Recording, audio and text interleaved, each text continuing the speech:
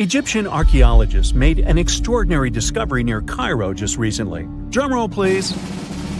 The most ancient and most complete mummy yet discovered in the country. Yes, they were keeping it under wraps. The 4,300-year-old mummy was found in a group of tombs close to the step pyramid of Djoser, dating back to the Egyptian Old Kingdom. It was covered in layers of gold. The team also found several other tombs, including one belonging to an ancient Egyptian official and another belonging to a secret keeper who had the power to perform special ceremonies. Another interesting tomb was that of a writer, which featured the largest statues ever found in the area. This vast burial site is also home to more than a dozen pyramids and resting grounds. Probably one of the most famous mummies in the world is that of Hatshepsut. She ruled Egypt like a boss for around 20 years, building all sorts of impressive buildings and creating new trade routes. But when archaeologist Howard Carter found her tomb in the Valley of the Kings, her sarcophagus was empty. However, Carter did find 2 coffins in another tomb, one of which belonged to Hatshepsut's wet nurse and the other to an unknown woman. In 2006, a team of specialists decided to investigate whether that mysterious lady was the queen herself. They found a molar tooth in a wooden box with Hatshepsut's name on it, and when they compared it to a gap in the mummy's mouth, it was a perfect match. Ramses II was a pretty impressive ruler, but it was his mummy that eventually made history. Now, we don't hear too much about his daddy. Okay, I'll stop. Ramses is considered to be the most powerful pharaoh in all of Egypt, as he reigned for a whopping 6 decades. He also lived to be over 90 years old. Now that's pretty amazing, considering the time he lived in. Ramses II supposedly had over 100 offspring too. Talk about a big family. When he passed away, his body was originally buried in the Valley of the Kings, but some sneaky guys tried to rob his tomb of all his treasures. Officials back in the day weren't having any of that though, so they moved his body to a secret location to keep it safe. Fast forward to the 1800s, and Ramses II's mummy was discovered along with a bunch of other rulers and important officials. But it wasn't in the best condition, so archaeologists flew it to Paris to get it, pampered. Problem was, he couldn't just be transported into another country. The only solution available was to give Ramses II his own passport. His occupation was listed as king, and the document even featured his photo. Most mummies aren't necessarily known for having the most hydrated skin. But that of an ancient woman, also known as Lady Di, proves otherwise. No, not that Lady Di. This wealthy lady from ancient times was discovered in an ornate tomb in 1971, and she looked fabulous, if we can say so about a mummy. Thanks to the special conditions in her tomb, like the moisture in the environment and the lack of oxygen, her body was almost perfectly preserved. Her skin was soft, her hair was on point, and she was still flexible. The museum that now proudly displays her mummy also shows a ton of fancy items that were buried with her, like dinnerware and musical instruments. Archaeologists investigated the mummy further and discovered that she passed away from a heart attack at around 50 years old. Even though it hasn't been around for over 2,000 years, Lady Di is still making history. The mummy of Otzi the Iceman was discovered in the Alps in 1991. Austrian authorities initially thought he was a modern mountaineer because he was so well preserved. Turns out, he was actually from the Copper Age. He was found in a mountain pass over 10,000 feet above sea level. Through studying his mummy, we've learned so much about life in Copper Age Europe.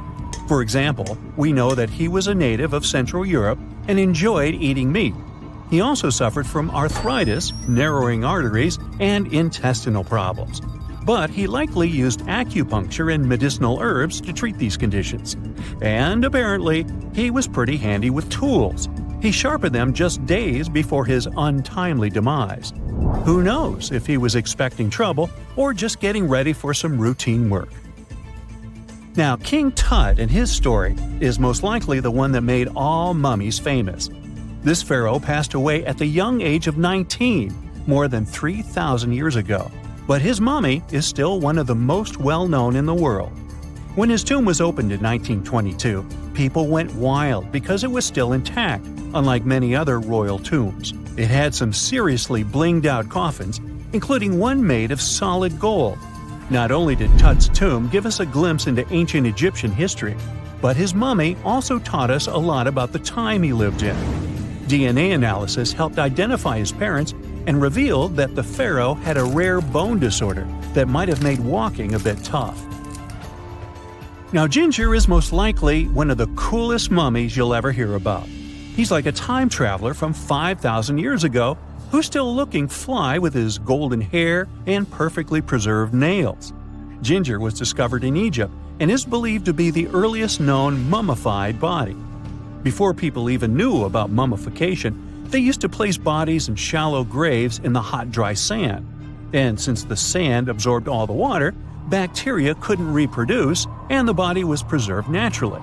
Now, scientists are not sure if Ginger's preservation was intentional or not, but since he was buried with some pottery vessels, it's likely that whoever buried him knew some serious preservation techniques. If you want to meet Ginger in person, he's currently chilling at the British Museum. One Dutch art collector bought a statue from Asia and ended up finding a weird discovery. The statue contained a mummy hidden inside. Unfortunately, the body was too fragile to move, so they had to leave it there. The coolest part is that this mummy is over 1,000 years old and was on display for 200 years before being encased in the statue. When scientists did a CT scan, they found out that the mummy was filled with paper scraps covered in writings. Experts think he might have done this thing called self-mummification, which is a pretty intense process involving a special diet and tea that makes your body less prone to bacteria.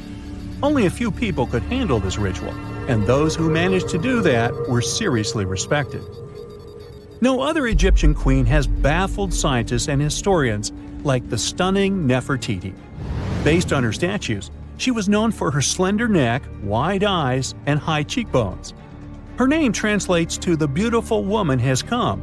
Talk about living up to your name, huh? Even though she wasn't a pharaoh herself, Nefertiti still managed to leave a lasting impression. Written records suggest that, as a wife and queen, she held an incredibly influential role. Because of her power, she was indeed admired, but she also managed to make quite a lot of enemies throughout her life. She was also related to King Tut, but not biologically. Rather, she was his stepmother. So far, locals have yet to identify her mummy, but that may soon change. A local Egyptologist who has been busy excavating tombs in the Valley of the Kings has found two mummies that he believes could be Nefertiti and her daughter. According to specialists, we may soon finally get a definitive answer about the identity of these two mummies. And if one of them does turn out to be Nefertiti, we could be in for a real treat. DNA analysis and CT scans of the mummy could give us the most complete and accurate image of the queen that we've ever seen.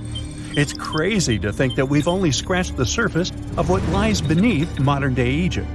Nefertiti ruled during a time of great power and prosperity in Egypt, but unfortunately passed away in a period of social turmoil, leading to her gravesite being lost. Now, where's my mummy? Let's face it, most ancient tombs have been looted at least once. No matter how scary the rumors could have been, most mummies were open too. But one.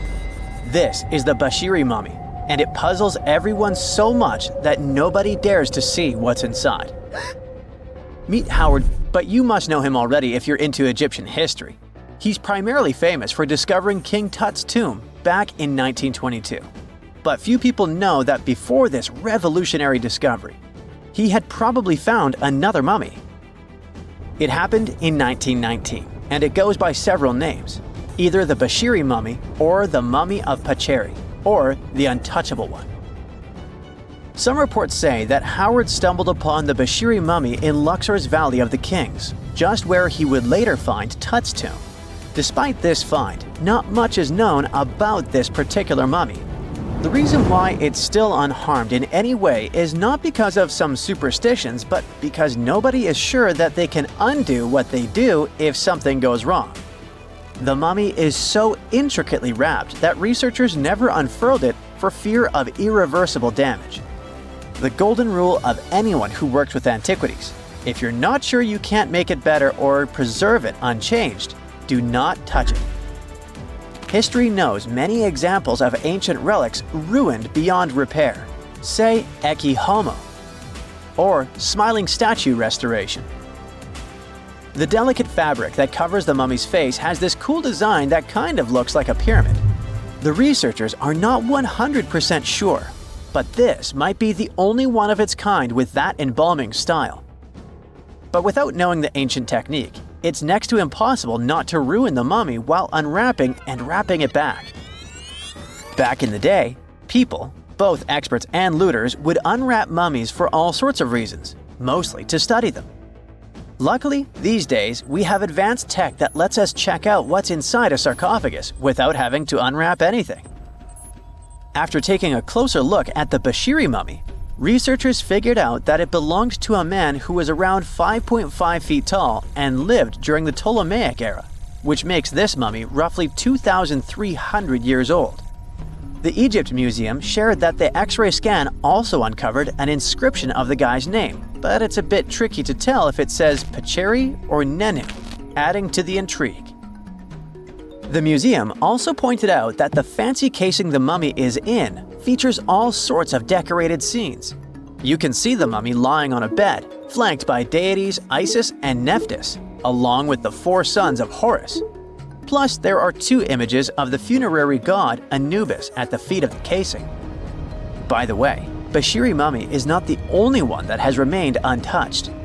This is Issa Temkebde, and Gaston Maspero, a French archaeologist, made the decision to leave her mummy untouched, wanting to keep her resting peacefully since she was in such amazing shape. He did mention, though, that her tomb had been raided long ago. Thanks to some X-ray work, we learned more about the mummy. The scans revealed a few artifacts still wrapped up with the wife of a high priest, including amulets around her neck, right arm, and forehead.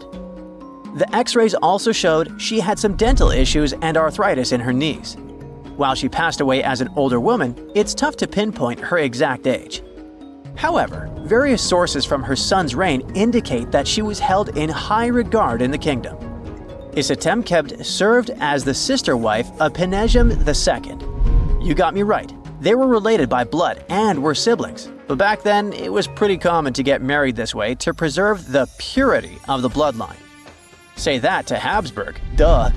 Their chase for purity only led to inbreeding and the notorious Habsburg's jaw. Right, I guess we should not judge ancient Egyptian rules and morals, but what we can say for sure is that both Bashiri and Isitemkebd were incredibly lucky to stay untouched. The odds were not in King Tut's favor, though. The researchers' work hit him hard. The tomb itself was discovered in 1922, but it wasn't until 1925 that the nested coffins were opened during an excavation. The outer coffin, held together with silver pins, opened up to show another coffin shaped like a mummy, decorated with colorful glass and flower garlands. There were worries about the king's mummy because it had been exposed to moisture. The middle coffin was pretty heavy and didn't have any handles, so they had to be super careful taking it out. Inside the innermost coffin, which was solid gold and wrapped in a red cloth, they found the royal mummy, and this all went down on October 28, 1925. Tutankhamun's mummy, measuring about 6.07 feet, fit snugly into the innermost coffin, which was 6.17 feet long. You can already tell there was a problem, right? Imagine how hard it is to extract something as fragile as an ancient dried-up mummy, especially when there's not much room for maneuver. Plus, the mummy looked sus. It was pitch black. Howard Carter, the lead archaeologist of the expedition, estimated that around 2 buckets worth of oils had been poured over the mummy. But care had been taken to avoid the mask and feet. It was made to preserve him better. The body was positioned at a slight angle in the coffin, and there was a noticeable difference in the amount of dark oils on the right and left sides, indicating that the coffin might have tilted while being lowered into the sarcophagus. This oil created moisture inside the coffins, and over time, it reacted chemically, which Carter described as a sort of slow, spontaneous combustion, leading to the carbonization of the linen wrappings. Unfortunately, the combination of heat and moisture took a toll on the mummy's trappings as well. The crooked flail fell apart, the resin scarab cracked, and the threads holding the hands and mummy's bands started to decay, making everything quite fragile. Plus, the oils hardened over the years, effectively gluing the mummy and mask to the coffin's bottom. To try and separate the mummy from the inner and middle coffins, they were placed in the sun for several hours, reaching temperatures of 149 degrees Fahrenheit. Despite this effort, the mummy remained stuck, so the initial examination had to be done right where it was. The first part of Tutankhamun's mummy the researchers checked out was his lower legs and feet, meaning they started the examination from the bottom up. As they peeled back the bandages, they uncovered the first of many treasures wrapped up with the king. They took their time to carefully document and photograph everything they found. The inner layers of bandages were in pretty bad shape, mostly turning to dust, making it tough to figure out how everything was originally wrapped. Still, the overall methods matched what was seen in other nobles' mummies from that time. Lots of folded linen pads were used to shape the torso and thighs. The outer and inner bandages were made from fine linen, while the middle layers were coarser. They had some intricate bandaging around the shoulders and chest with a similar style around the groin. Each limb, along with fingers and toes, which were fitted with gold caps, was wrapped separately. Tutankhamun even wore gold foil sandals on his feet. They hoped to separate the mummy from the coffin by removing the outer bandages, but the resins had stuck the body to the coffin. So, the researchers ended up chiseling it out. To do this, they had to cut the torso in half at the hips and disarticulate the arms to continue unwrapping. Each part was treated with hot paraffin wax for stability, and later the hands and feet were reattached with resin. Finally, they used hot knives to detach the head from the mask. To check the teeth, it was decided to make an incision around the jaw and neck, which was later fixed with resin. So technically, the scientists did all they could to preserve the mummy, but still, in a way, it ended up being damaged beyond repair. What do you think? Should they have left it in the coffin? Or did they do the right thing? Let us know in the comments. They found the tomb of a royal doctor who lived over 4,000 years ago, a man who held pharaohs' lives in his hands. This man knew secrets that only deities and kings were allowed to hear. And yet, when they opened his tomb in 2024, there was no body, just vivid paintings untouched by time and cryptic symbols carved into stone. Who was he, and why was he buried with spells linked to a scorpion deity? The tomb was buried deep beneath the sands of Saqqara. The doctor's name was Tete-Nebefu. He lived around 4,100 years ago, during one of Egypt's most mysterious turning points, right at the edge of glory and collapse. These were the final days of Egypt's Old Kingdom. The sun still glinted off freshly built pyramids, but the shadows were already creeping in. The pharaoh, Pepi II, had ruled longer than anyone before him, 90 years. But by the end of his reign, the country was cracking. The power was slipping, the regional leaders were rising, and the Nile floods grew unpredictable.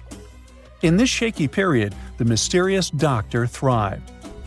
His tomb was discovered by a Swiss-French archaeological team in the shadows of old pyramids. The weirdest part was that when they uncovered his burial chamber, they found no body, no golden treasures either. Unfortunately, the tomb had been robbed long ago. But what remained was something even more fascinating: the words and images left on the walls. The paintings are still vibrant, bright colors that somehow survived all those years underground. The walls show jars, containers, strange abstract patterns, and geometric shapes. And then there are hieroglyphs, lines and lines of sacred script carved with precision, like someone had poured their soul into every curve. These inscriptions revealed who Tete-Nebefu truly was. Turns out, he wasn't just any doctor. He was the conjurer of Serket. Now, Serket was the female deity of scorpions, sacred and terrifying. Egyptians believed she could stop venom, heal bites, and protect the living from toxic elements. The title Conjurer of Serket meant Tete Nebi Fu was a specialist in treating dangerous stings and bites. And if he got an entire tomb for himself, he may have been Egypt's top expert in those things, a man who healed with both medicine and magic. But that wasn't all. He also held the title Director of Medicinal Plants, a title seen only once before in all of ancient Egypt. That means he knew the healing power of herbs, roots, and oils like no one else. Now, you might wonder what plants in a huge land of sand, but in reality, ancient Egyptians used herbal medicine that would hold up in some labs today.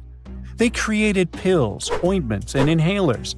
Most often, they chose some active ingredient, a flavor to make it easier to take, and something to deliver it into the body. Sound familiar? And yeah, they didn't have many traditional plants, so some of these ingredients were bizarre by our standards, like using crocodile dung and acacia mixed with honey. They even had formulas for anti-wrinkle creams. And apparently, our mysterious healer was also chief dentist. This title is almost never seen in ancient records. Evidence of Egyptian dentists is incredibly rare. Turns out, our ancient genius didn't just fight stings and study plants. He was also trusted with teeth and jaws, which were actually a huge problem in ancient Egypt. These people may have built wonders, but their teeth paid the price. Ancient Egyptians constantly caught grains of sand in their mouths. They often ate grit-filled bread and raw vegetables, which wore down enamel and caused a horrible condition called attrition. This led to tons of problems, including tooth loss. They had to improvise back in the day. For example, crafting the world's oldest known toothpaste from crushed rock, mint, and pepper, which ironically only made things worse for the gums. Or a toothpaste from things like eggshells, pumice, and natron, a salty mineral used for cleaning. They were also inventing mouthwashes from celery, bran, and herbs to ease the problem. Some mummies were even found with crude metal braces and gold wires attaching missing teeth. Though we're not sure if these were for the living, or was it just a nice little addition added as an afterlife gift. So, Tete Nebi Fu specialized in all these fields. 3 rare titles for one man. Now, back in the day, he must have been admired as incredibly knowledgeable. In a world without modern science, he would have been like a sorcerer who knows how some leaf or bark could save a life. That's why archaeologists believe Tete Nebi Fu wasn't just any doctor. He was, most likely, the royal physician, the one who treated the pharaoh himself. We don't know for sure which king he served. Maybe it was Pepi II, and who knows, maybe that's why the guy lived so long. But if that was the case, Tete Nebi Fu may have lived through the final moments of the Old Kingdom, watching the Golden Age crumble from inside the palace walls. And then he was buried. The body was looted, or perhaps just lost to time. But the team says they're still studying the tomb, still uncovering the traces of this incredible man. Overall, ancient Egyptians were practicing medicine on a crazy advanced level. Some practices feel familiar even today. They had hospitals, specialists, surgeries, and many more things, even medical schools. Both men and women were allowed to be doctors. They healed with various methods and practiced surgery with actual tools, scalpels, forceps, even sutures. Some doctors treated only the eyes, others the teeth, the stomach, or even what they called the hidden diseases. They knew how to clean and dress wounds, could set broken bones using splints made of wood or reeds wrapped in linen, and even prevented infections. There were even proctologists. They also built the first prosthetics, like a wooden toe with leather straps that help people walk normally again. The oldest known prosthetic is 3,000 years old. Now, the most shocking part is how they actually even tried to remove tumors. A recent study looked at a 4,000 years old skull. It belonged to a man in his 30s. There were signs of past tumors, and around 3 of them, there were marks, surgical cuts made with a metal tool. That suggests someone attempted to remove or study them, maybe treatment, maybe an autopsy. There was another skull of a woman over 50 years old. It also showed similar signs, but with healed fractures from an earlier injury, which is amazing because her treatment might have actually been successful. Being a healer in this society meant something powerful. It meant being a priest, a scientist, and a magician all at once. To ancient Egyptians, medicine was a necessary art, and they treated it with as much reverence as they did their deities. That's because they believed that sickness could be both physical and spiritual. So a doctor could recite a spell while applying a salve, and a lot of their treatments worked. The reputation of doctors in ancient Egypt was so strong that leaders from other parts of the ancient world, like Persia, actually sought them out. Even Homer, the Greek poet, once said the Egyptians were the most skilled healers of all. Of course, their understanding of the human body wasn't perfect. For example, they thought the heart controlled thought and emotion. They also didn't know what the brain really did. But their approach, observe symptoms, diagnose, and treat, well, that's modern medicine. Sure, they prayed over the wound, but they also healed it, didn't they? Their most famous physician was Imhotep. That guy was a true polymath, an architect, priest, and a healer who became so revered he was later worshipped as a deity of medicine. Yep, a human who was so cool they turned him into a deity. He lived 2,000 years before Hippocrates, the so-called father of medicine.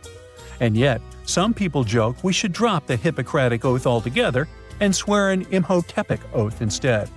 These people weren't just laying the foundations of pyramids, they were laying the foundations of healthcare.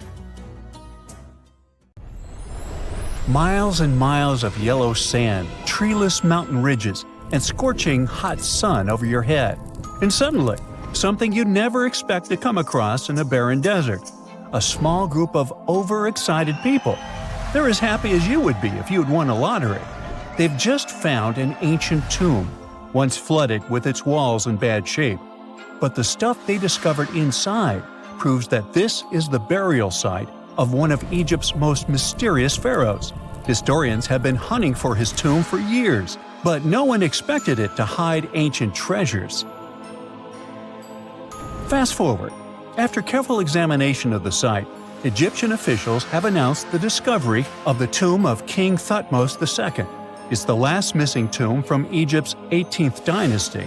And this is also the first royal tomb found since King Tutankhamun's was discovered in 1922, in more than 100 years. A team of Egyptian and British archaeologists found the tomb in the Theban Mountains area, west of Luxor, near the famous Valley of the Kings. Before this, the site was only known as Tomb C4, but during their excavation, the team found clear evidence proving it belonged to King Thutmose II. Archaeologists actually found the entrance and main tunnel leading to the tomb in 2022. But at first, they thought it belonged to a queen because it was near the graves of Thutmose III's wives. It was also close to Queen Hatshepsut's tomb. Originally, it was prepared for her when she was just a royal wife. But everything changed when she became pharaoh. But we'll talk about this twist of fate a little later. But soon they realized that their discovery was much more significant. They found alabaster jars with Thutmose II's name and the words "deceased king" written on them. That's when they realized that the tomb was actually his final resting place. Sadly, Thutmose II's tomb has seen better days. According to the head of Egypt's antiquities sector and the leader of the Egyptian excavation team, the tomb suffered major damage from ancient floods not long after the pharaoh's death. Water swept through the burial chamber, likely destroying or displacing many of the original artifacts. Much of what had been once inside the tomb was moved elsewhere in an attempt to salvage it. The researchers found out that the tomb had a basic design, with an entrance, a sloping main corridor, and a burial chamber. The corridor was coated in white plaster and rose about 4.5 feet above the floor of the burial chamber. A large staircase and a very large descending corridor of the tomb indicated its grandeur. It took the team a long time to navigate through, though, as the tomb was blocked by flood debris and collapsed ceilings. Only after crawling through a 32-foot passageway with a small 16-inch gap at the top, the worst nightmare for those of us with claustrophobia, were they able to reach the burial chamber. There, they were in for another surprise. They cleared the debris, expecting to find the crushed remains of a burial beneath. But the tomb turned out to be completely empty, and it was not due to robbery. It had been deliberately emptied. The researchers soon realized that the tomb had been flooded since it had been built underneath a waterfall. It happened just a few years after the king's burial, so the contents of the tomb were moved to another location. That's why there was a second corridor in the tomb. It was most likely made to help remove King Thutmose II's body from his flooded tomb. Despite the damage, the excavation team made some really exciting discoveries. They found traces of mortar decorated with blue inscriptions, yellow stars, and fragments from the Book of Amduat, one of the most significant funerary texts in ancient Egypt. The book was meant to guide the deceased through the underworld, ensuring a safe journey to the afterlife. Now, how about we sneak a peek at ancient Egypt's 18th dynasty? It was all about conquering lands, expanding the empire, and building jaw-dropping monuments. Some of the biggest names from that era, Thutmose I and Thutmose III, both legendary warrior kings who left their mark in history. Thutmose I was a fierce fighter who led major military campaigns, pushing Egypt's border further south than ever before, all the way to the fourth cataract of the Nile. His victories gave Egypt access to new trade routes, stronger political ties, and more wealth. His conquests were so significant that they were recorded in the tombs of his top officials. Thutmose III, sometimes called Thutmose the Great, took things even further. He was not only an incredible military strategist, but also the commander of Pharaoh Hatshepsut's armies before becoming king himself. He led between 17 and 20 military campaigns, winning every single one and expanding Egypt's empire to its peak.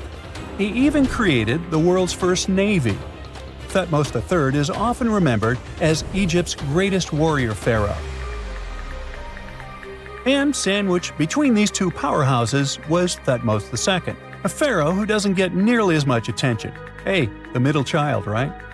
His reign lasted only about 5 years before he passed away at around age 30 in 1479 BCE. He is kind of a mystery.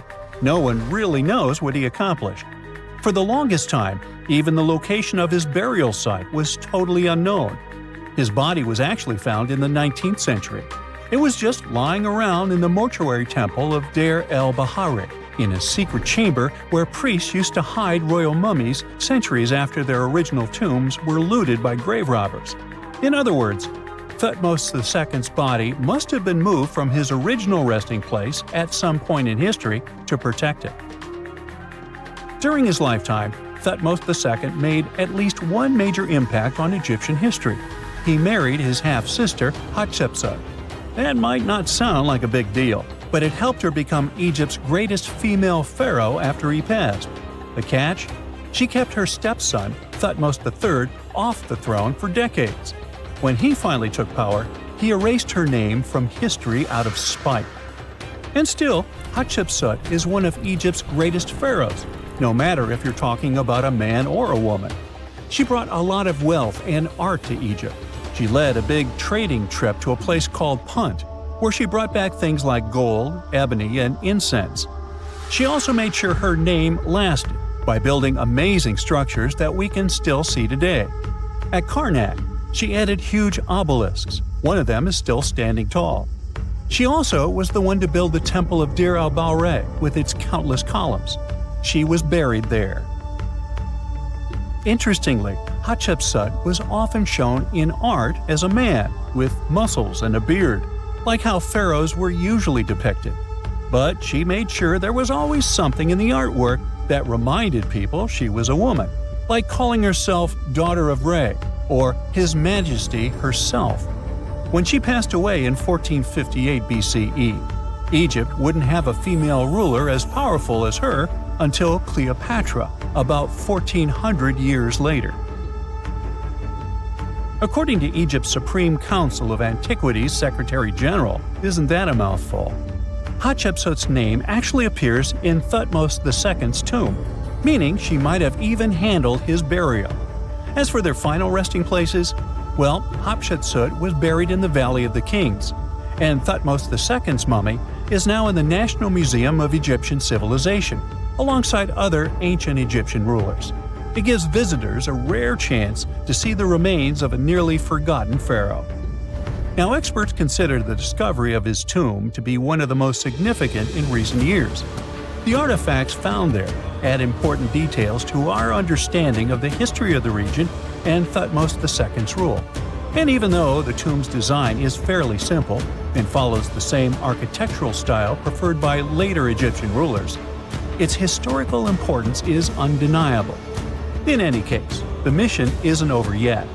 Archaeologists are now focusing on solving another mystery. Where did the rest of the tomb's contents end up? The team is determined to continue their search. Who knows what other secrets they will uncover that have remained hidden beneath the sands for thousands of years. You're digging in Egypt's famous Saqqara necropolis, also known as the ultimate VIP graveyard for pharaohs, when suddenly you find a giant pink door hiding something no one knew existed. Behind this giant stone door, one that wasn't supposed to open, by the way, you find a lost tomb of Egyptian royalty.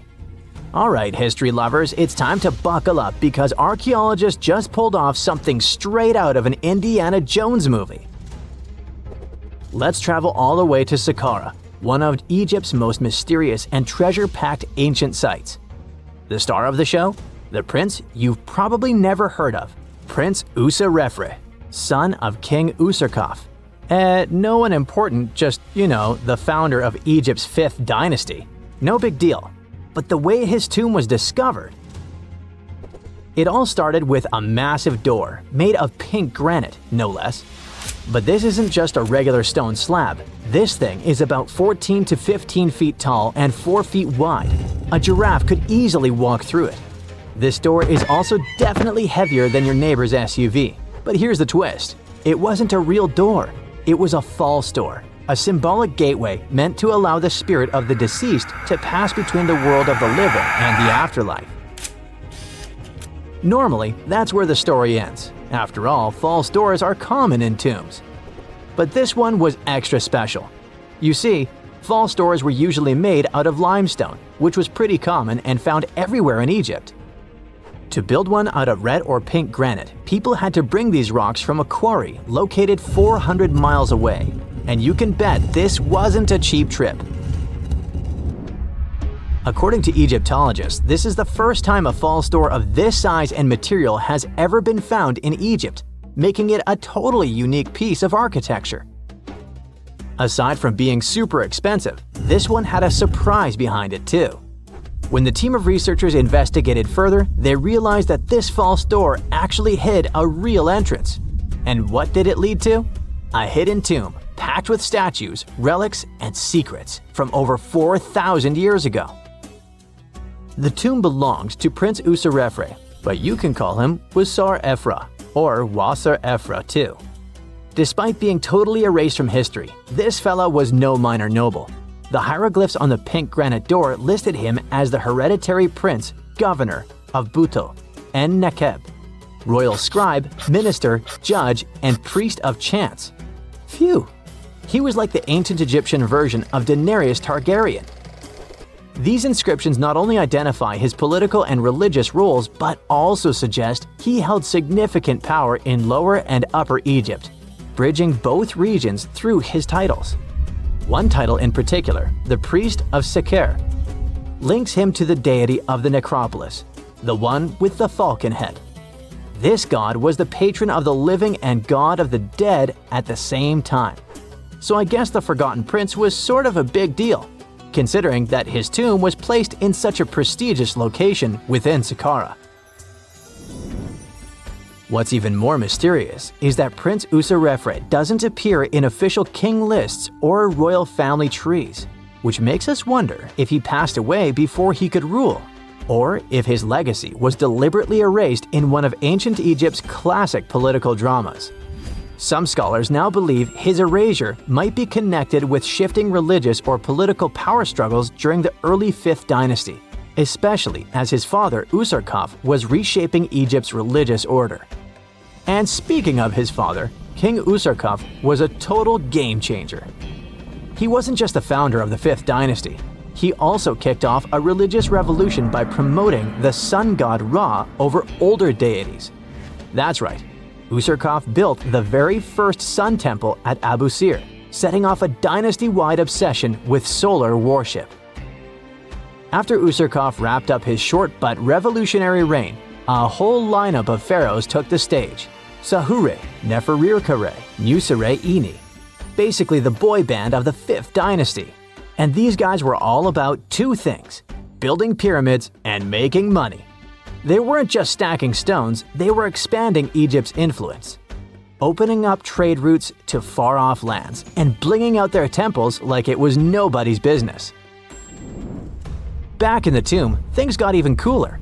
There was a beautiful red granite offering table covered with inscriptions detailing ritual foods, like an eternal menu for the afterlife, because they believed the deceased could magically eat this food. Fun fact, it was the funerary priests and their families that actually ate the food. There were also pottery shards, amulets, and painted walls, but the real showstoppers were the statues. And this is exactly where things get weird, in a good way. The team found statues of King Djoser, the guy who built Egypt's first pyramid, his wife, and their 10 daughters, inside Prince Usarrefre's tomb. Hold up, Djoser lived a few centuries before Usarkaf, so what were his statues doing there? Turns out, scientists don't really know. These statues were built during the reign of King Djoser himself and probably belonged to that first ever built pyramid. Experts believe these statues were probably relocated during the 26th dynasty, thousands of years after Djoser, maybe to protect them from destruction, or maybe because they were still venerated. Basically, ancient Egyptians were hoarders, but classy ones. Scientists also know for a fact that some engravings and statues found there were made way later, which means that this tomb probably turned into a deposit for fancy stuff. Or maybe this was just really ancient interior decorating. Anyway, that wasn't all.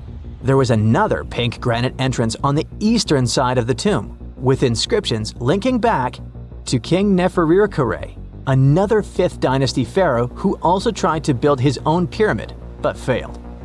And near this second entrance, archaeologists found something never seen before in Saqqara: a set of 13 pink granite statues, all sitting in a row on a high-backed bench, like they were waiting at the DMV of the afterlife.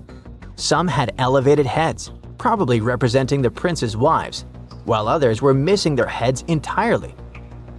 One black granite statue was found upside down. Maybe it had taken a tumble sometime during the tomb's long, quiet centuries underground. According to archaeologists, the positioning and head shapes suggest that these statues followed a strict social hierarchy, with the central figures likely representing higher status individuals, while the headless ones might indicate unfinished work or later vandalism.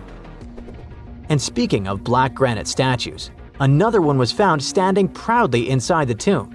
Based on its design and inscriptions, it looks like it was placed there during the 26th dynasty, the same time those Djoser statues were probably moved in. This suggests the tomb didn't just sit abandoned, it was reused, adapted, and maybe even honored by later generations. And by the way, black granite was associated with Osiris, the god of the underworld, during the late period, which means that this statue's presence is a clue that the tomb was a ritual space long after the prince's death. All of this, giant granite doors, surprise statues, reused tombs, adds up to a truly thrilling find. Prince Usarrefre may not be a household name yet, but his tomb is now one of the most fascinating ever found in Saqqara. It tells a story not just of the Old Kingdom, but of how ancient Egyptians kept connecting to their past, even thousands of years later. So, what does it all mean? Why hide a tomb behind a fake door?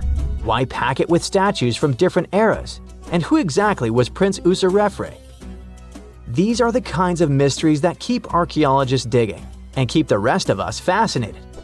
In the end, this discovery isn't just about one tomb, it's about how much is still waiting beneath the sands of Egypt. As more gets uncovered, we're reminded again and again that ancient history isn't gone. It's just sleeping, behind massive pink granite doors.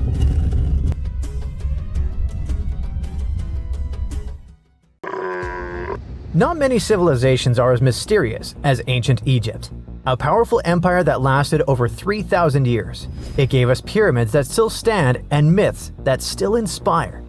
It's one of the most explored places on Earth, yet somehow we still find exciting stuff.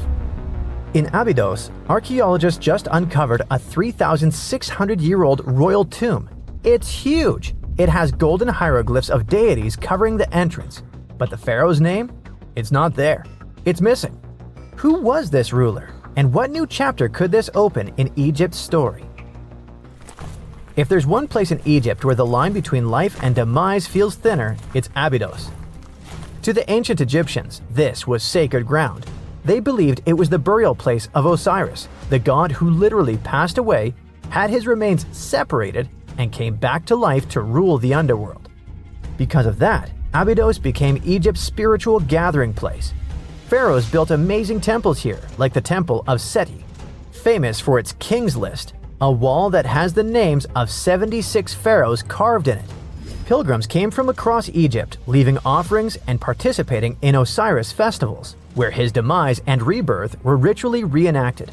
It wasn't just symbolic worship, it was Egypt's version of Comic-Con. But instead of cosplaying superheroes, people reenacted gods coming back to life. Obviously, pharaohs competed to be buried as close to Osiris as possible. Abydos became part cemetery, part holy city, part afterlife insurance policy. Fast forward thousands of years, and we still uncover remarkable stuff around Abydos. That's the case with the recently discovered tomb. In early 2025, a joint team of researchers from the US and Egypt decided to dig beneath a rocky rise ominously called Anubis Mountain. You remember Anubis, the jackal-headed deity who guarded cemeteries. The uncovered royal burial was hidden 23 feet below the surface. Sadly, even though it eluded archaeologists for so long, robbers had already taken away with treasures ages ago. They could definitely tell this was a tomb of someone super important. Similar to how you can walk around a mansion with no furniture but still deduce that someone rich must have lived there. The chamber had mud brick vaults rising over 16 feet. That's taller than a female giraffe standing upright. For something built 36 centuries ago, it still felt enormous. However, when you remember that Egyptians were masters of architecture, nothing seems surprising. So no treasures, no golden mask, and sadly, no name. The cartouche that should have spelled the king's identity was unreadable. Egyptian tombs usually bragged about who was inside. In ancient Egypt, a cartouche was basically a big oval name tag for kings wrapped in hieroglyphs. Think of them as VIP passes that worked in both this life and the next. Without it, your soul couldn't check into the afterlife hotel. That's because to the Egyptians, your name, your Ren, wasn't just so your teacher could distinguish you from kids with the same haircut. It was a core part of who you were. As long as your Ren survived, so did you. To have your name forgotten was considered a fate worse than passing away. A soul cannot journey without a name. That's why you'd see cartouches all over the place, on temples, obelisks, jewelry, statues, and tomb walls. It wasn't there just for the marketing. It kept the pharaoh's presence front and center everywhere you looked. Imagine building a massive tomb only for 3,600 years later to walk in and go, who is this guy again? Not cool at all. That's why it's fair to imagine our nameless pharaoh haunting the robbers for all eternity. So yeah, cartouche was considered very significant. One of the most famous and mind-blowing examples comes from the tomb of Thutmose III. His burial chamber and sarcophagus were literally shaped like a cartouche. In other words, the entire room was a living architectural symbol of his name. Thankfully, in the recently discovered tomb, not everything was erased. Painted in golden hues at the entrance were two familiar guardians, deities Isis and Nephthys. Isis was the magician who stitched Osiris back together and breathed life into him. Nephthys, her sister, was the eternal mourner and protector of the mummy. Together, they promised that whoever rested here would not face the afterlife alone, and it's one additional proof of the importance of the mysterious pharaoh. So, who could this be? To answer that, we need to go down history lane. This tomb dates back to Egypt's messy chapter called the Second Intermediate Period. Instead of one ruler in charge, the country had many rival kingdoms, each with its own little power base, like a real-life Egyptian version of Game of Thrones. And right in the middle of that chaos was Abydos. For a while, it was home to its own line of kings, the so-called Abydos dynasty. Those weren't the pyramid builders everyone knows, and that's why they're so mysterious. They left behind almost nothing. No great monuments, no sprawling cities, just fragments of names on broken blocks. For centuries, many scholars even doubted they existed at all. That sorta changed in 2014, when archaeologists uncovered the tomb of Senebkay, one of those shadowy kings. Now, everything we know about Senebkay points to him having quite a story to tell. His bones revealed 18 deep wounds, the kind you get in battle.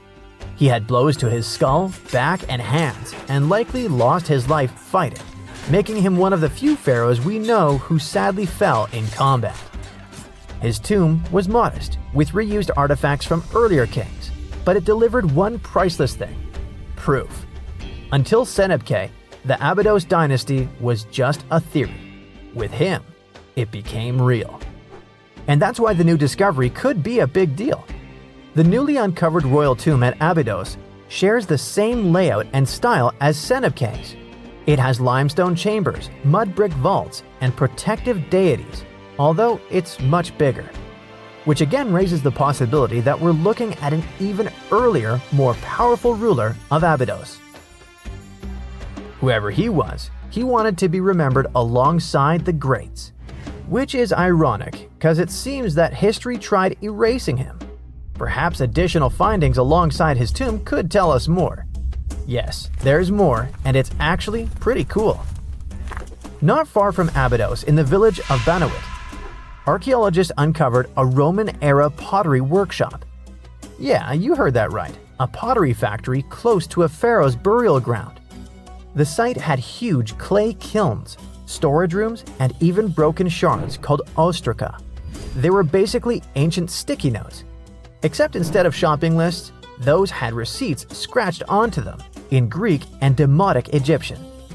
Little records of everyday transactions, the kind of thing you'd never expect to find near a lost dynasty king. Honestly, the potters missed a chance.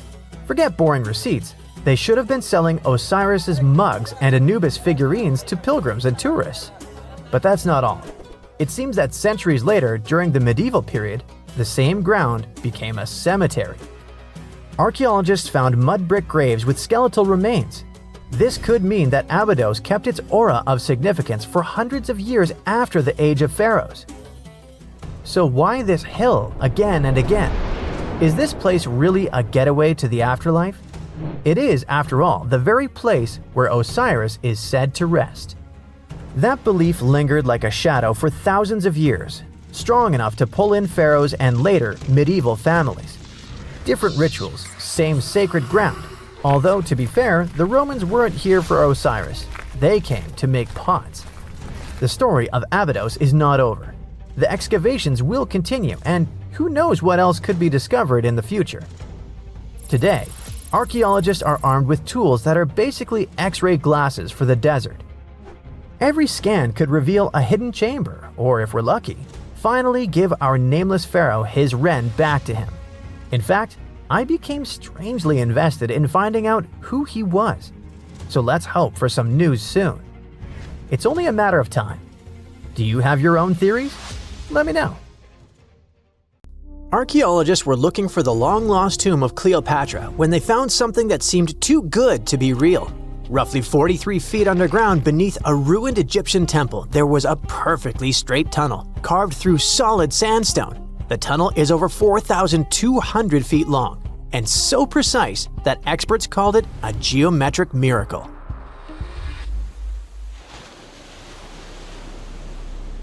The tunnel sits beneath an ancient city west of Alexandria, near Egypt's Mediterranean coast. The team that found it carefully peeled back layers of stone and debris until they hit this passage, about 6.5 feet tall, cut cleanly into bedrock. There were no collapse marks or wandering curves, just precision. If you've ever tried to drill a straight hole into a wall at home and failed within seconds, imagine doing this underground for nearly a mile. Ancient builders had no GPS, no lasers, no modern surveying tools. Yet, this tunnel stays remarkably level over its entire length. That means they understood gradients, angles, and distance in a way that goes far beyond stack stones and hope. Engineers today rely on machines to maintain that kind of accuracy underground. These people relied on knowledge, repetition, and patience. Parts of the tunnel now sit underwater or collapsed, probably after several earthquakes that struck the region centuries ago. Some experts think the tunnel may have once connected the temple to water sources or ritual areas closer to the sea. Archaeologists noticed that the Egyptian tunnel is an exact replica of the Eupalinos tunnel in Greece. It's believed to be one of the most important engineering achievements of antiquity, which only makes the Egyptian tunnel more special. Underground passages in ancient Greece linked temples to sacred springs. Back in ancient times, people moved through space in specific ways, underground and above, to reenact myths and journeys of gods.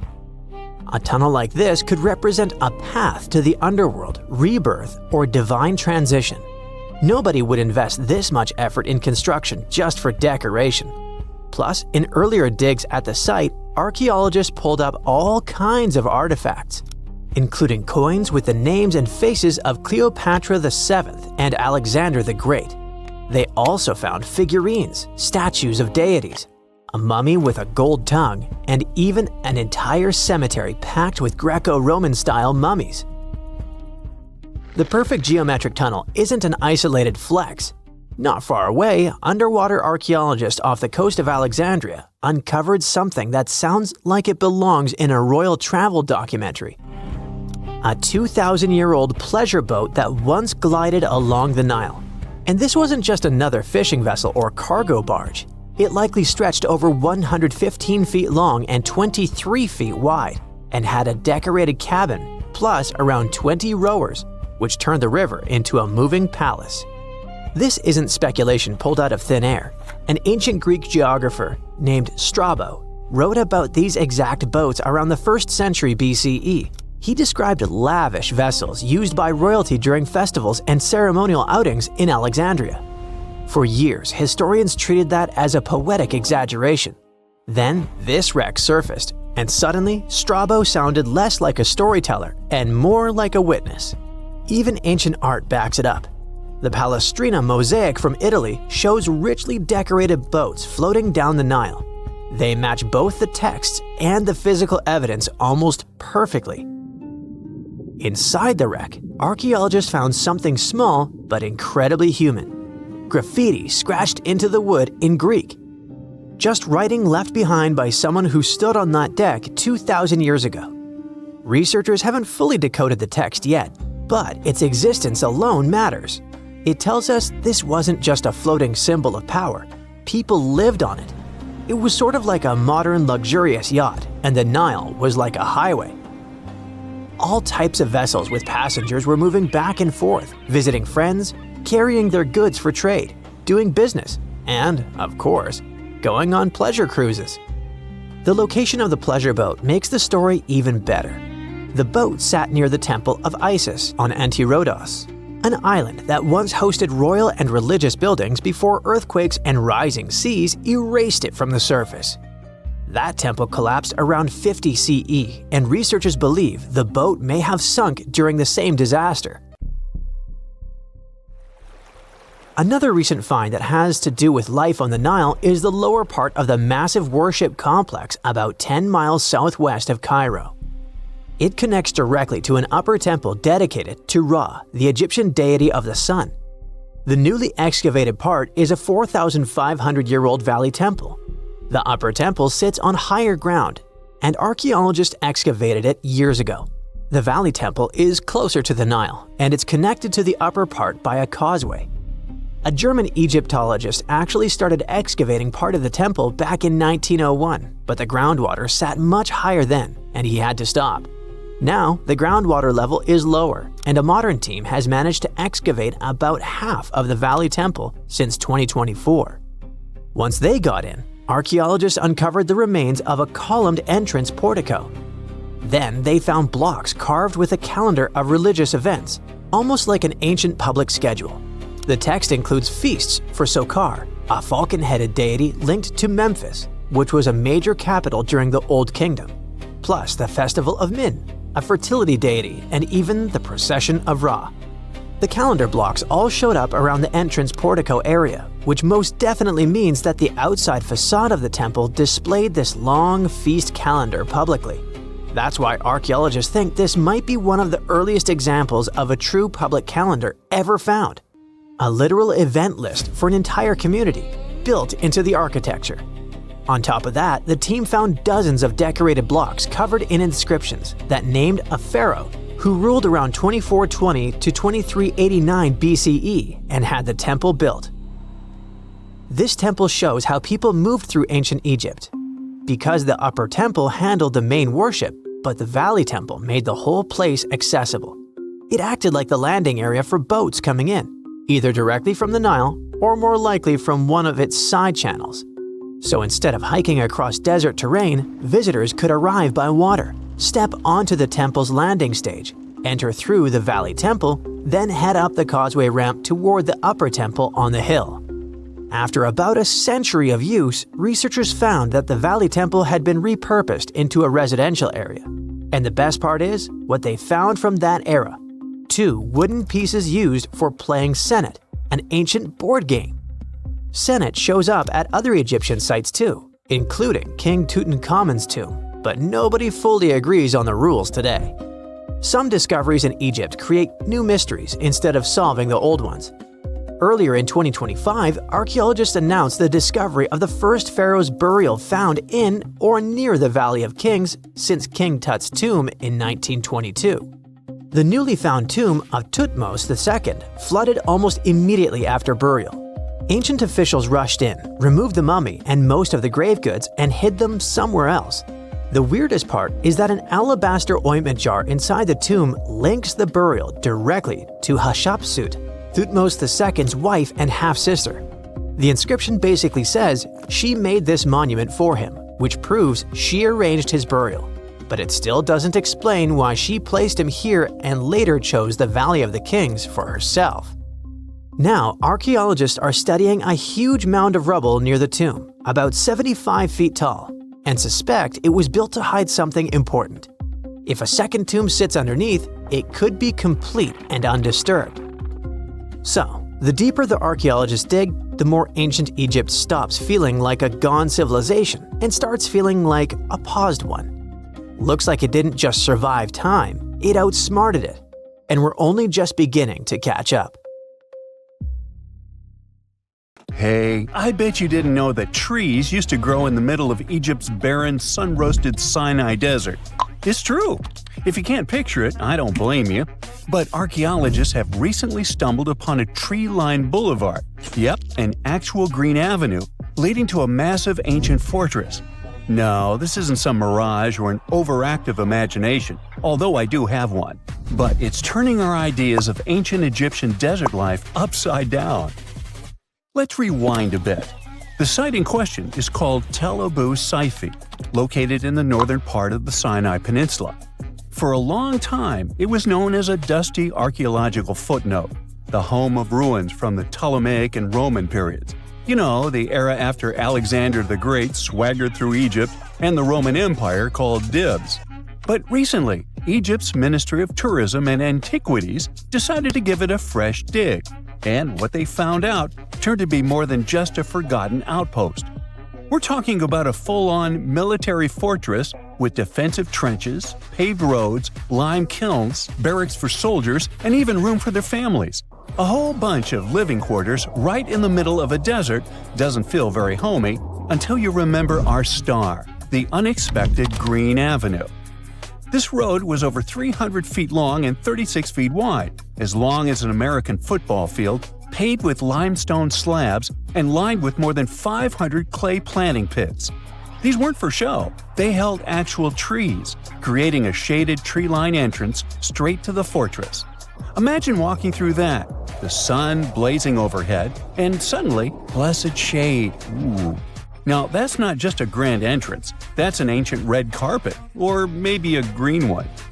But this wasn't about curb appeal. The existence of hundreds of trees in a desert landscape over 2,000 years ago tells us something big. You see, the Ptolemaic Egyptians weren't simply good at building monuments, they were also masters of water management. In a place where rainfall is rarer than a selfie with a pharaoh, they somehow found a way to grow rows of trees. Now, let that sink in. To irrigate that many trees in a desert, they must have had a sophisticated irrigation or water transport system, something capable of moving and distributing water efficiently in this harsh climate. Maybe they channeled groundwater, or maybe they captured seasonal rain, or maybe ancient sprinkler systems. Okay, maybe not that fancy. But still, it's clear they were ahead of their time. Here's the thing, we already know the Egyptians mastered water control. They harnessed the Nile with ditches and canals to feed distant fields. So irrigation wasn't exactly a mystery to them. They had the skills and the knowledge. And sure, scientists still debate what the Sinai climate was like 2,000 years ago. But many believe it may have once been greener. After all, take one look at those dramatic mountains and rocky landscapes, shaped and sculpted as if by brute force of ancient rivers. And it's hard not to think that water once played a bigger role out there. Plus, archaeologists have found tons of evidence showing that Ptolemaic Egyptians cultivated fruits, vines, and trees on a large scale. In other words, growing a forest in a desert might feel wild to us, but to them, it was just another Tuesday. And now, this green avenue is making archaeologists wonder, what if similar irrigation systems were used elsewhere, say for transporting the enormous stones used to build the pyramids? There's already a theory that ancient rivers or human-made canals helped move those stones. And the Tel Abu Saifi discovery? Well, it might just be the missing puzzle piece. This isn't just a dream. Back then, rivers were like highways, power grids, and cargo trains of the ancient world, all rolled into one. Egyptians used them for everything – irrigating crops, trading goods, powering industry, and even mobilizing for war. If you were doing something important, odds are it involved a river. But wait, it gets even better. Excavations revealed deep defensive trenches, like ancient moats, dug more than 6 feet deep around the fortress. Those weren't just muddy ditches. They were part of an elaborate defense system designed to be filled or bridged to control access. Think of it as ancient Egypt's version of a retractable security gate, minus the hydraulics. And while the trenches were keeping intruders out, life inside the fortress was bustling. Remember how we said archaeologists had found military housing units? It turns out soldiers might have lived there with their families. So this wasn't just a barracks, it was a thriving community, with meals, routines, kids playing, and probably a whole lot of ancient gossip flying around the dinner table. In addition to all the military stuff, researchers found 4 massive lime kilns used to produce quicklime, an essential ingredient for making construction mortar. These kilns are a big deal because they suggest that during the later Roman period, Tel Abu Saifi turned into an industrial hub. It was like the Home Depot of ancient Egypt, churning out materials to build and repair buildings. But here's where the plot thickens.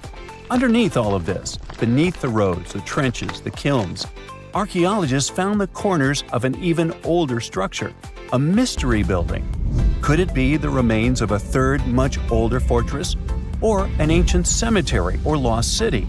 Nobody knows yet, but one thing's clear, this story isn't over.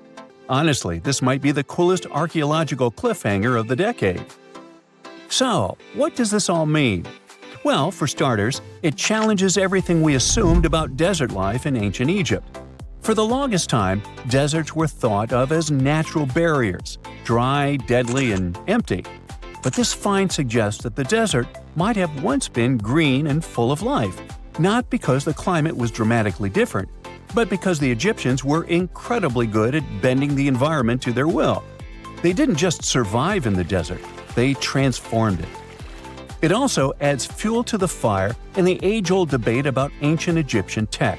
If they could build a fortress with tree-lined roads, moats, irrigation, and industry in the middle of the Sinai, is it really such a stretch to imagine they could engineer water channels to move pyramid stones? Forget the Ancient Aliens TV show. Sure, it's entertaining, I'll give you that, but it makes us forget something crucial. Those people were brilliant. A lot of what we call modern technology is recycled ancient ingenuity. And who knows how much knowledge we've lost over time. Meanwhile, the dig continues. Scientists are now mapping the entire Tel Abyad Saifi site, trying to piece together how all the structures connect. Some want to analyze soil samples to find traces of old tree roots and maybe even figure out what kinds of trees once grew there. Imagine if they were date palms. We might be looking at the world's oldest snack lane. You already know that the implications of the discoveries don't stop with history books, right? This kind of discovery has modern relevance too. Our world is going through a lot of change, with crazy weather and huge heat waves. So maybe we should be asking, what can we learn from ancient civilizations that once made the desert bloom? If nothing else, Tel Abyad Saifi reminds us that the ancient Egyptians were more than just pharaohs, pyramids, and mummies. They were visionary planners, eco-architects, and straight-up problem solvers. They didn't wait for nature to hand them what they needed. They engineered it.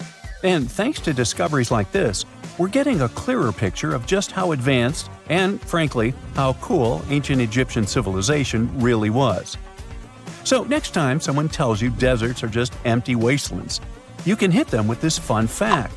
Over 2,000 years ago, in the heart of the Sinai Desert, there was a fortress with a tree-lined avenue, moats, military housing, an industrial center, and even a secret underground structure. Take that, sand dunes! Who knows what else is still buried out there, waiting to rewrite history? This coffin seems to defy logic. No visible openings, no way in or out. And yet, inside lies Lady Shanet Ah, a mysterious woman from ancient Egypt, perfectly preserved even after 3,000 years. How did she get there? It was the third intermediate period in Egypt, a time between great dynasties. Pharaohs wore the blue crowns. Priests in Thebes were almost as powerful as kings. Markets were filled with the cries of merchants selling dates, papyrus, and precious perfumes. Lady Shanet Ah was in her late 30s or early 40s, old age by Egyptian standards of that time. Like other Egyptians at the time, she ate meals of bread, lentils, and fish. By that age, her teeth were already badly worn down, yellowish with enamel eroded, because food in ancient Egypt often had grains of sand in it. But she wasn't just a regular woman. When she passed away for unknown reasons, her burial was lavish. Locals wrapped her body in expensive linen and adorned with artificial eyes to replace her real ones. That would help her see in the afterlife. And that's exactly how we found her 3,000 years later, in a beautifully decorated sarcophagus. It was made of cartonnage, which is kind of like papier-mâché, made by layering linen and papyrus with adhesive. These coffins were wildly strong, lasting for thousands of years, all thanks to Egypt's super dry climate.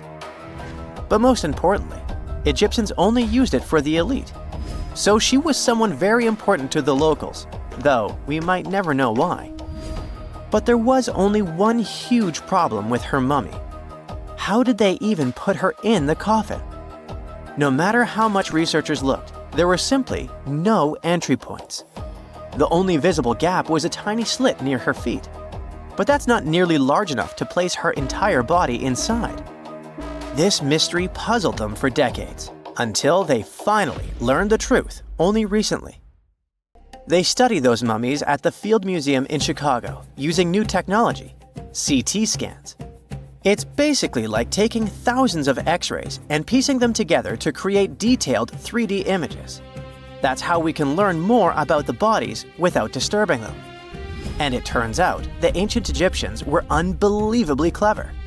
They didn't construct the cartonnage around Shanet Ah's body, which would be a common and easy thing to do.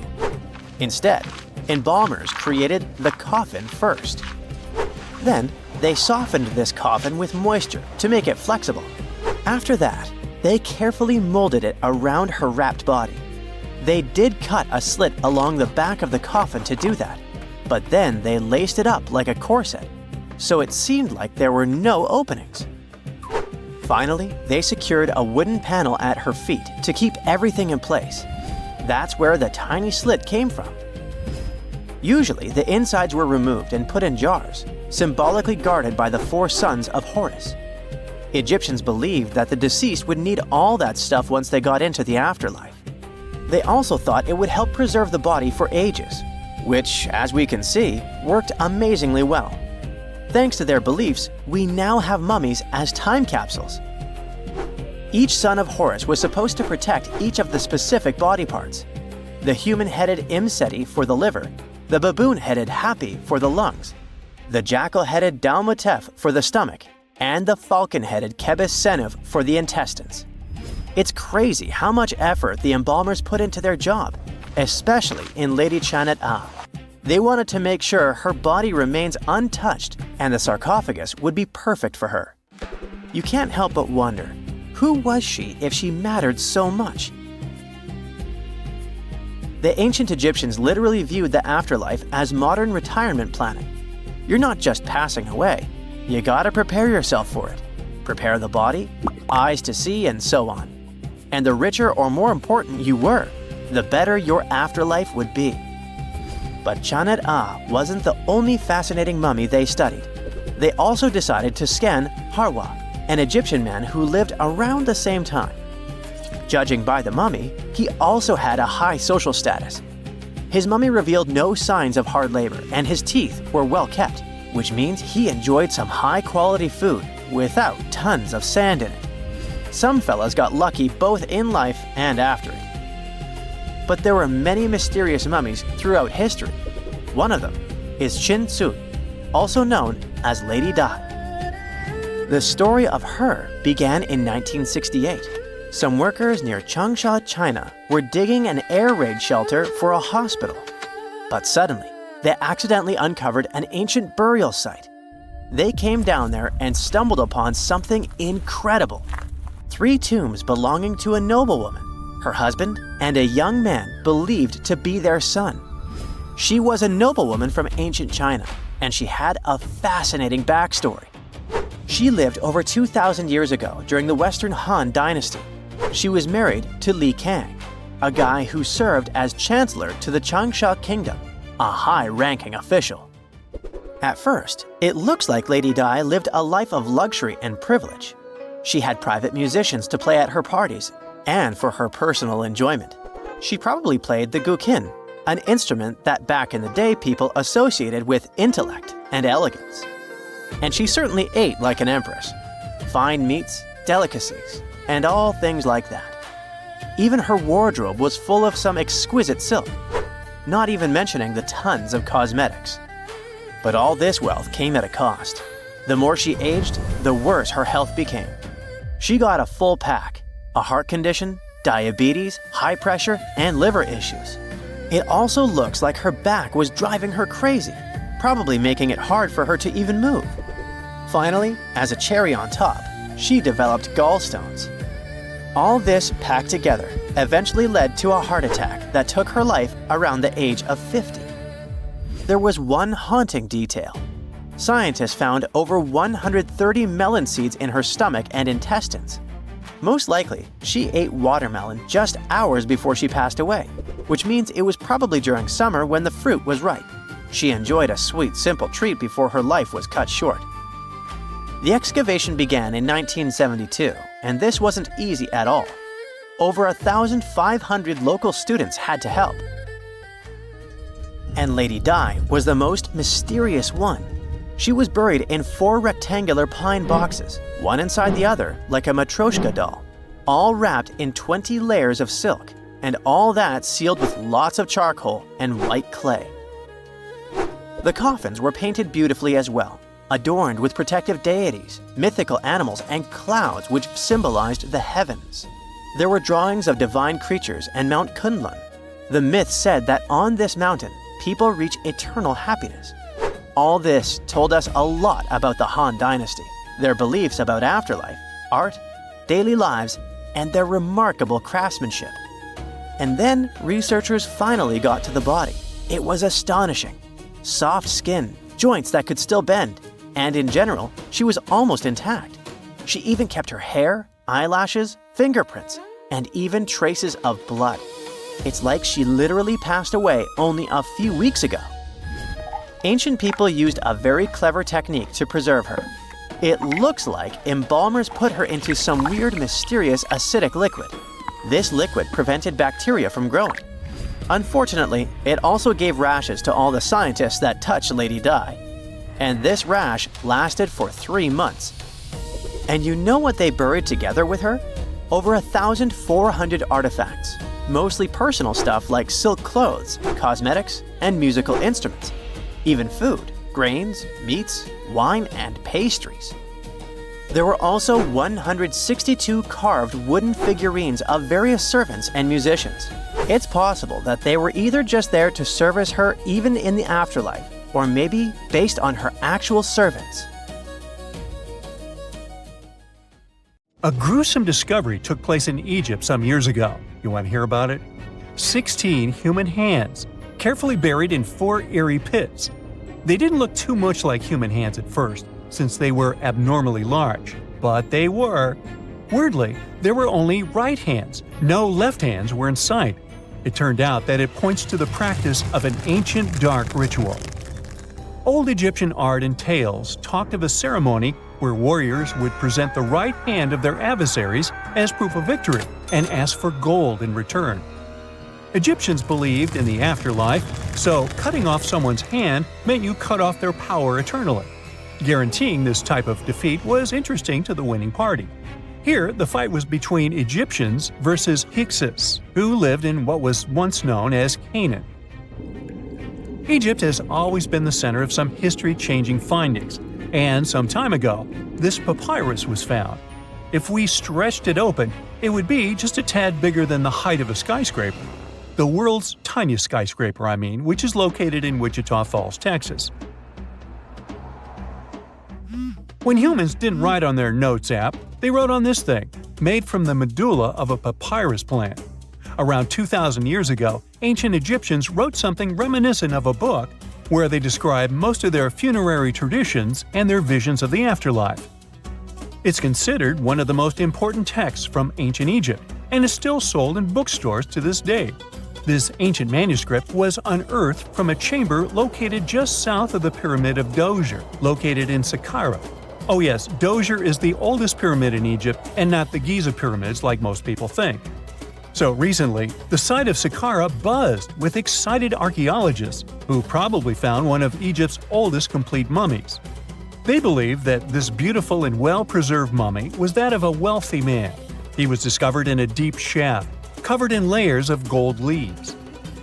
There are many symbols that show he was an important and wealthy man, like the band he wore on his head, the bracelet on his chest, and the fact that he was embalmed with a tunic, which was reserved for Egypt's finest. The most exciting part of the entire discovery was finding the resting place sealed with mortar, just as the ancient Egyptians had left it 4,300 years ago.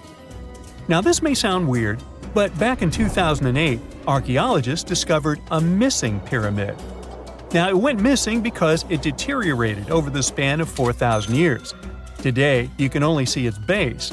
It was a pretty important site back in ancient times. It is said that around the area of the pyramid, the ancients hosted a special type of ceremony where high priests would carry mummified remains of sacred bulls. Now here's a fun fact. Ancient Egyptians believed that Apis bulls were earthly incarnations of the city deity of Memphis and was connected to rites of fertility. It wasn't just any Apis bull though. They needed to be all black with a single white mark between its horns and a bunch of very specific characteristics. They were selected by the local priests and honored until they passed away. After that, they were mummified and buried in underground galleries. Meanwhile, this missing pyramid sort of disappeared around the 1800s. It was a German archaeologist who first found it in the village of Saqqara. He called it the Headless Pyramid when he first found it. But then, years after the official discovery, the desert sand came along and covered the whole thing. There were some excavations between the 19th and 20th centuries, but they weren't too systematic. That's why scientists were so thrilled when they dug an entire pyramid's base after removing the 25-foot mound of sand that was covering it. Oh, and it turns out American archaeologists are excavating a cemetery in Egypt that could contain over 1 million mummified bodies. So far, archaeologists have dug around 1,700 mummies. One of the main differences from other classic Egyptian mummies is that these people weren't kings and pharaohs. They were commoners that most likely lived about 1,500 years ago, when Egypt was controlled by the Roman and Byzantine empires. The name of the cemetery is cool, though, the Way of the Water Buffalo, just in case you want to check it out on your next trip. Other than bulls and buffaloes, ancient Egyptians also liked baboons. Are you seeing a pattern here? In the beginning of the 20th century, archaeologists discovered a site filled with mummified baboons in a place called, guess what? The Valley of Monkeys. An animal wouldn't have been mummified if it wasn't considered important. Certain animals were more important than others, since they were linked to specific deities. Jackals were connected to Anubis, the ancient god of the afterlife, and cats were likened to the female deity Bastet. Baboons were a pretty big deal, since they were believed to be connected to Thoth, the deity of wisdom and advisor to Ra, one of Egypt's supreme deities. The archaeologists who studied these animals weren't too happy. They think these baboons were kept inside and were deprived of sunlight for most of their lives. They had extreme vitamin D deficiencies and they were poorly fed. Maybe Thoth got angry with these baboon keepers. Just a guess. Since there's never a boring day for archaeologists in Egypt, they also found human mummies with golden tongues. Since Egyptians were all about the afterlife, they believed that golden tongues might help a person speak once they pass to the other side. I mean, it's a long shot, but hey, why not? Some of these mummies were placed in wooden coffins with goods, such as necklaces, pottery, golden artifacts in the shape of lotus flowers and scarab beetles, and iPhones. Just kidding. A new temple was also unearthed recently in Egypt. Scientists believe it was dedicated to honor Zeus Cassios. That deity would be a cross between Zeus, the almighty Greek deity of the sky, and Mount Cassios. While digging around the Sinai Peninsula in Egypt, archaeologists spotted 2 pink granite columns poking out of the ground. And bingo!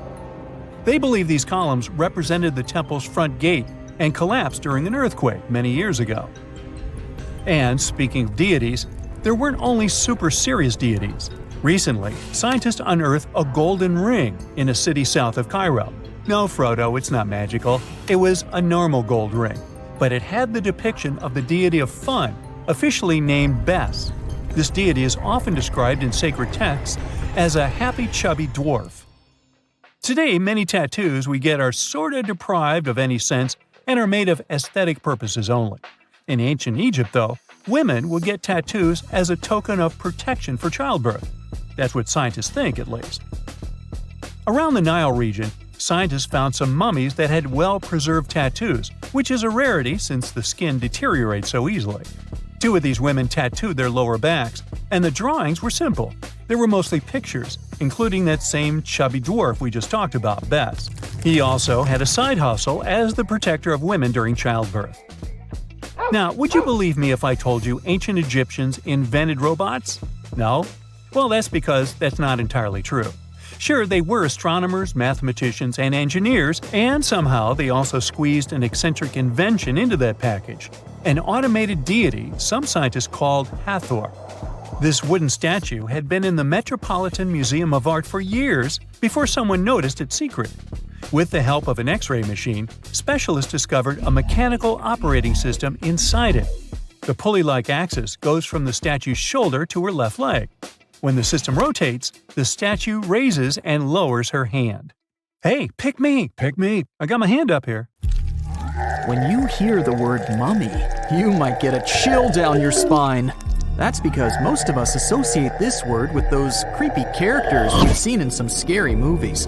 But in reality, mummies have helped us understand a lot about ancient civilizations, their rulers, and about how people used to deal with losing their loved ones. The people most famous worldwide for their mummies are the ancient Egyptians. They believed that some sort of existence after passing away was possible, if certain conditions were met. That's why they insisted on preserving the human body through the process of mummification and placing the mummy in a furnished tomb, kind of like giving it a fully functioning apartment of its own. Why did they believe in this?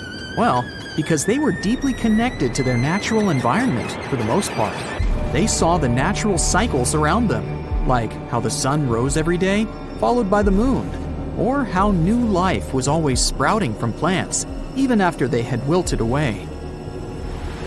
They also believed that the powerful spirit Osiris, who represented the cycle of passing away and resurrection, played a role in this process. To prepare for the afterlife, the ancient Egyptians followed certain rituals, like mummification, which involved using materials like honey, resins, and incense to preserve the body. There's no other mummy more popular than that of King Tut. He was a young pharaoh who ruled over 3,000 years ago in Egypt. The problem with discovering ancient royal tombs is that most of such burial sites were previously robbed. People knew ancient rulers had been left with many valuable belongings, so those locations became vulnerable to thieves. When King Tut's tomb was opened in 1922, people were excited because it had not been robbed, like many other previously discovered royal tombs. That's how well hidden it was. Inside, his mummy was encapsulated in a total of 3 coffins, including one made of gold. The objects found in his tomb showed us what ancient Egypt was like, and studying his mummy also helped us learn about the culture and practices popular at the time when he passed away. We also learned about his family by looking at his DNA. Scientists were able to discover that he had had a disease called malaria and a problem with his foot that might have made it hard for him to walk. Ramses II was another pharaoh in Egypt who ruled for 68 years, which was quite a lot back in the day. He was known for his expansion campaigns and building projects. Many objects from his time as a ruler still exist today, including a large statue of him. Ramses II was about 6 feet tall and lived to be about 90 years old. After looking at his mummy, scientists concluded that he may have had a medical condition that affected his spine. Now, remember those thieves I mentioned before? They are probably the reason why Ramses II ended up in a plain coffin in a secret collection of royal mummies at Deir al-Bahari, which was rediscovered in 1881. Thankfully, archaeologists were able to identify him because his journeys had been recorded on his wrappings. The process was really tedious too. In fact, in ancient Egypt, the mummification process could take a staggering 70 days to complete. A special person would say a very specific speech while delicately handling the body and drying it out using a type of salt called natron. They also used linen and resin to make the body look more lifelike and to wrap it in cloth. The tomb was equally as important for ancient Egyptians. The walls of King Tut's tomb, for example, were adorned with intricate artwork that depicted his journey to the afterlife, from his burial procession to his passage through the underworld. The ancient Egyptians believed that everyone made this journey after passing away, and they filled their tombs with items and paintings to help the person in their spiritual travels.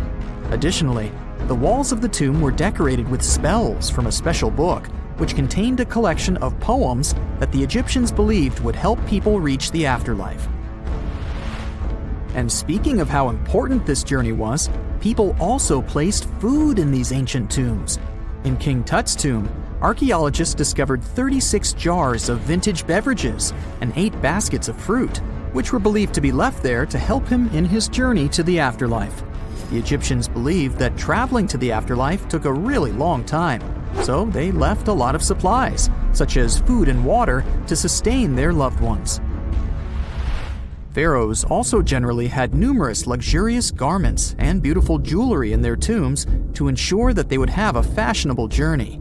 These items included various types of linen clothing, such as tunics, scarves, gloves, and headdresses, as well as a lot of gold jewelry with precious stones, like bracelets, buckles, pendants, necklaces, rings, and even precious depictions of insects for protection. Some were also deposited with fans made from ivory and ostrich feathers to keep them cool in the afterlife. Some ancient rulers were even placed in their forever apartments along with boats. For example, Pharaoh Khufu built the Great Pyramid at Giza as his tomb, and a large ship was found inside. King Tut, however, was buried with multiple boat paddles, but no actual boat. Instead, he had 3 chariots and numerous walking sticks made of precious materials, perhaps indicating he'd rather travel to the beyond by land, not by water. Amongst the most interesting objects found near ancient mummies are bottles of oils and perfumes. If rulers were supposed to be fashionable, why not smell nice too, right? Also, some of them had some ancient kinds of board games, most of them made out of precious materials like gold or ivory. One of those games was called Senet. It was very popular amongst the ancient Egyptians and very similar to modern-day chess. The ancient Egyptians may have the most famous mummies out there, but they weren't the first to invent the procedure. In fact, it all started in South America with an ancient civilization named the Chinchorro. As far as we know today, these people were the first to mummify their loved ones that had passed away. They did it somewhere around 2,000 years before the Egyptians started their own rituals. Sure, we can tell a lot about ancient rulers by studying these mummies, but until recently, we had no idea what they really looked like during their lifetime. Not so long ago, though, some very special mummy paintings were found by archaeologists studying ancient Egyptian objects. These mummy portraits are highly detailed paintings of individuals that were made while they were still alive. Such paintings were often painted on wood, as opposed to the classical portraits we all know about, which are painted on canvas. They are known for their realism and beauty, and have even been used by researchers to diagnose diseases by comparing them to the corresponding mummies. Some of these portraits also include depictions of jewelry, which was later found on the mummies. The recent discovery of these mummy portraits in Central Egypt is significant, as it marks the first time in over a century that such paintings have been found. Mummies appeared all around the world naturally, too. Mummification can occur without people intervening because of natural conditions, like extremely cold or hot environments, places with a lack of oxygen, or accidental exposure to chemicals that preserve the body. These conditions don't allow bacteria to grow, resulting in the body remaining more or less intact.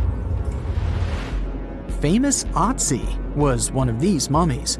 We know today he was a man who lived around 5,000 years ago in Europe. But upon his discovery in the Alps in 1991, Austrian authorities initially believed that he was a modern mountaineer because of how well preserved the body was. However, after the Iceman was removed from the glacier, it was determined that he was actually from the Copper Age.